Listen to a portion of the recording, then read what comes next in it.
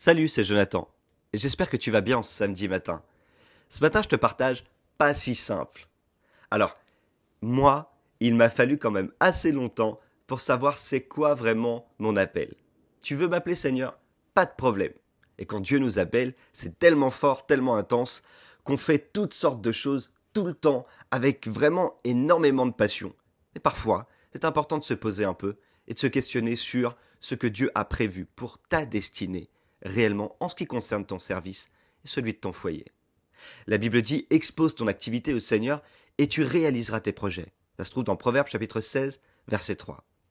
Un soir, alors que je rentrais chez moi, je prenais le métro et j'ai vu un garçon très jeune. Et quand je te dis très jeune, il était très très jeune, il devait avoir peut-être 15 ou 16 ans. Et là, il était en train de témoigner et de prêcher dans le métro. Il y avait quelque chose sur lui qui était incroyable. Une telle joie, une telle ferveur, une telle bénédiction que j'ai vite compris que ce garçon avait compris une chose tellement importante. C'est à ça que Dieu l'appelait, et pas autre chose. Alors il a dû avoir des oppositions. Il y a des gens qui ne devaient pas être d'accord avec lui.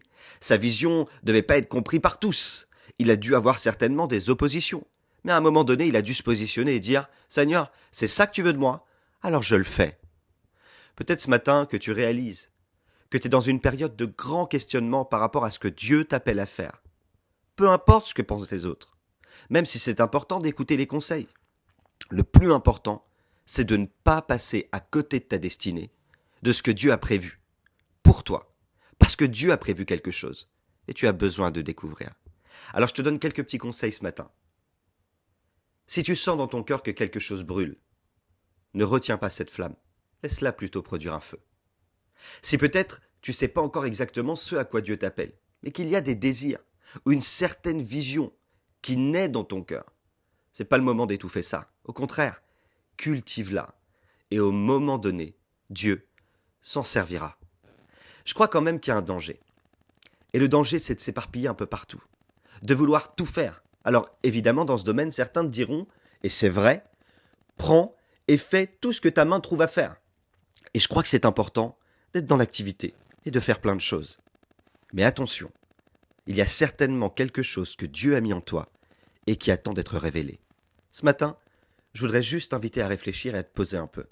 Quelle est la chose que tu sais faire le mieux? Quelle est l'idée qui ne te quitte pas? Quelles sont les pensées qui t'animent? Qu'est-ce qui brûle au fond de toi?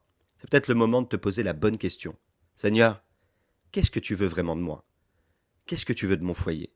Ce matin, parle, car ton serviteur ou ta servante est à l'écoute. Et n'oublie pas, Dieu a mis son potentiel en toi.